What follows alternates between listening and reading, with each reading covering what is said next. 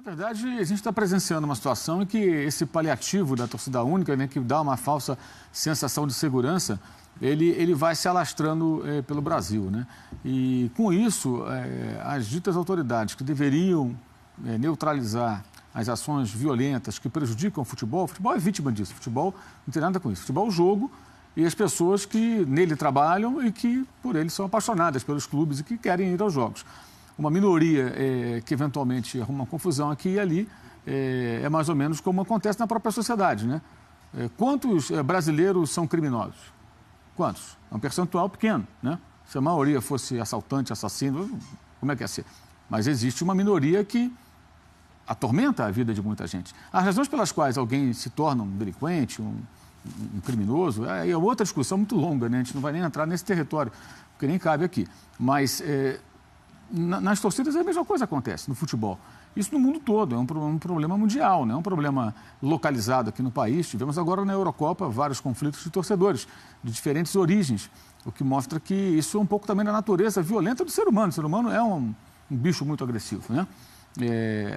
Isso aí não preciso nem explicar, nem ilustrar.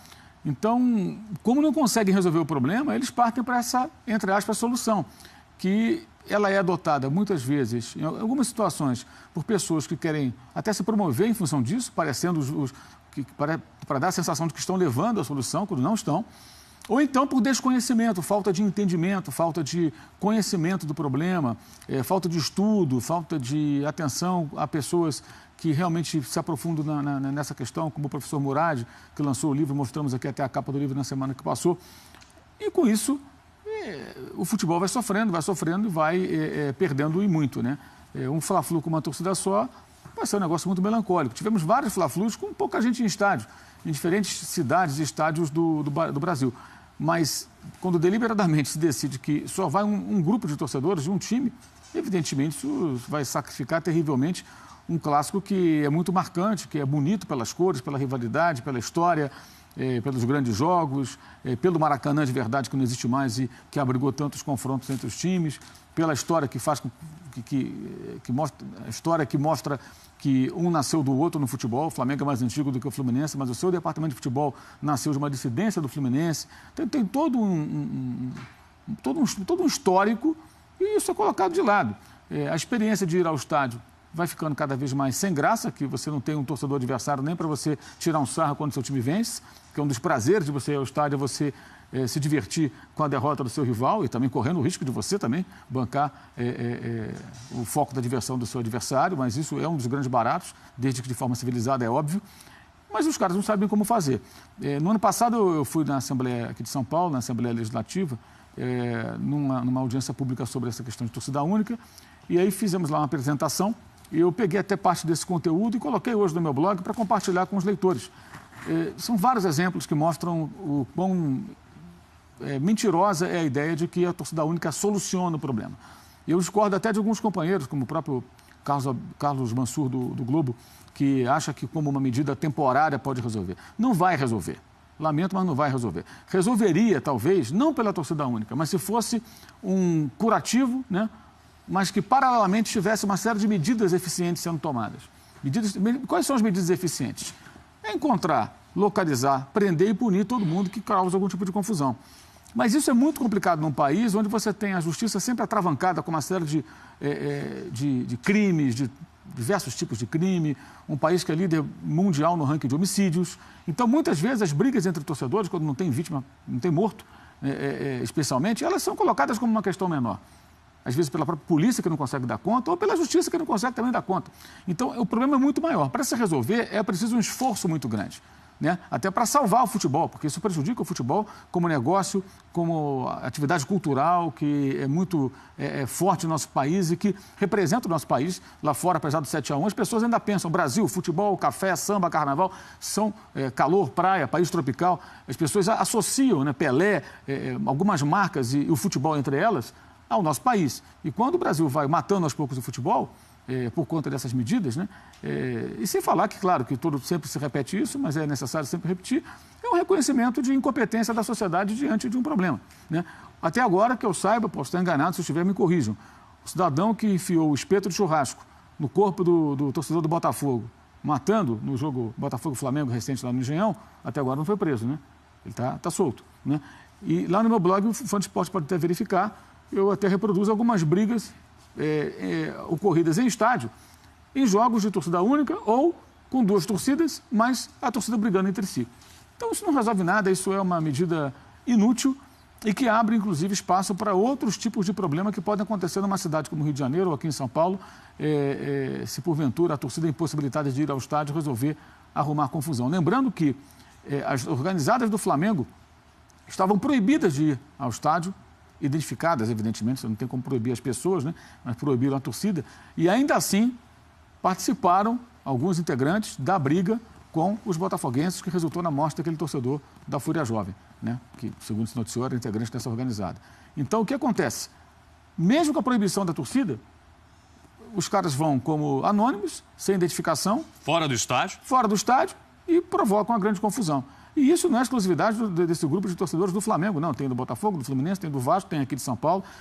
Hoje mesmo, um dos fundadores da Mancha Verde foi assassinado com 22 tiros. 22 tiros. A Mancha Verde, torcida do Palmeiras, até encerrou por tempo indeterminado as suas atividades. Foi o que ela comunicou. E, pelo que se sabe até agora, não parece ter relação com brigas entre torcidas de dois times. Ou seja, pode ser até uma outra questão, mas o fato é que uma pessoa com um histórico muito longo lá dentro da torcida foi assassinada hoje aqui em São Paulo, nessa madrugada, né? Com 22 tiros. O país é violento, gente. O futebol não tem como ser uma ilha de paz dentro de uma sociedade violenta como a nossa. Então o futebol tem que ser salvo. O torcedor, até a própria torcida tem que ser salva. E de que maneira? Você tem que conseguir separar isso, tem que punir as pessoas que eventualmente mereçam punição. Isso não está acontecendo, estão punindo só o futebol. Torcida única, tudo bem, não pode mais, vai dar uma falsa sensação de segurança. Até que saia outra confusão, num jogo de torcida única, é isso que estão esperando, para perceberem que isso não vai solucionar o problema.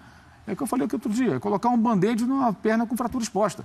Entendeu? Isso não vai resolver nada, mas há quem acredite nisso. Infelizmente, esses incrédulos vão ter que esperar o dia em que aconteça uma tragédia, uma briga de grandes proporções, mesmo com torcida única, seja de torcedores do mesmo time, seja com infiltrados que para lá se desloquem sem identificação de clube para arrumar confusão, né? Para perceberem, poxa, nem assim resolveu. A solução é uma só.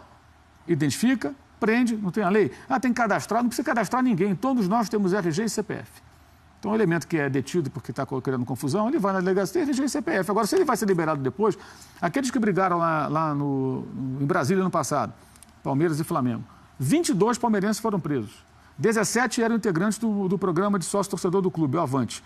O Paulo Nobre, então, presidente, imediatamente expulsou os 17. O que mais o Palmeiras poderia fazer? Prender os caras? Não tem poder de polícia. Mas o que aconteceu com os que brigaram? Os do Flamengo e os do Palmeiras? Houve alguma coisa? Geralmente nada acontece. Logo é liberado, vai embora e tudo mais. Então, essa que é a grande questão. E agora no Rio tivemos uma outra situação bizarra, com a detenção de vários corintianos por uma briga com a Polícia Militar antes do jogo com o Flamengo no Maracanã, e vários depoimentos, várias declarações, até algumas provas mostradas de torcedores do Corinthians que não teriam participado da briga, que foram levados ali de roldão, entraram de gaiato. Ou seja, mesmo quando há uma ação com a tentativa de punir aqueles que merecem punição, eventualmente alguém que não tinha nada a ver com a história também está entrando junto, porque, para quem não lembra, acabou o jogo, ficaram todos ali sem camisa, sentados na arquibancada, e os policiais foram identificando.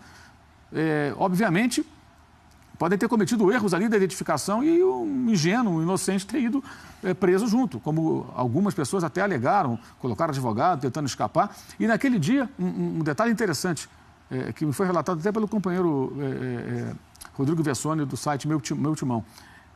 Alguns torcedores, o que se comentou no meio ali da torcida do Corinthians, é que alguns torcedores, já macacos velhos de briga, de arquibancada, de confusão com a polícia, mesclaram com os outros que estavam lá, se mandaram antes do jogo acabar. Já estavam na rodoviária pegando ônibus para São Paulo, porque sentiram que o movimento estava estranho. A polícia brigou, os torcedores brigaram com a polícia. Os policiais em pequeno número levaram a pior ali. A televisão mostrou. Policial, Aí a polícia não voltou logo. Então, alguns teriam, né, percebido, pô, está muito esquisito. Cadê a polícia? Não voltou aqui? Vamos vazar daqui. Tem gente que perdeu emprego, saíram, tem gente que acabou o casamento, teve uma confusão. Entraram no táxi, foram para a rodoviária, exatamente, já pegaram o ônibus ali para São Paulo e se mandaram. Quer dizer, se isso de fato aconteceu, é possível que o cara que bateu no policial tenha chegado naquela noite mesmo aqui em São Paulo, foi dormir no bercinho tranquilo, e um outro coitado que se deslocou para ver o jogo do time dele, né? Só para ver o jogo do time dele, sem querer nada, além de assistir o jogo do time dele. Pô, vou até o Rio de Janeiro, um passeio, vou conhecer o Maracanã da Rio Copa, de Janeiro que foram ou no até jogo, dali da cidade mesmo, que moram lá, e de repente o cara vai preso. Quer dizer, são vários exemplos que mostram a falta de preparo. Você não pega a torcida ninguém. única é mais um episódio.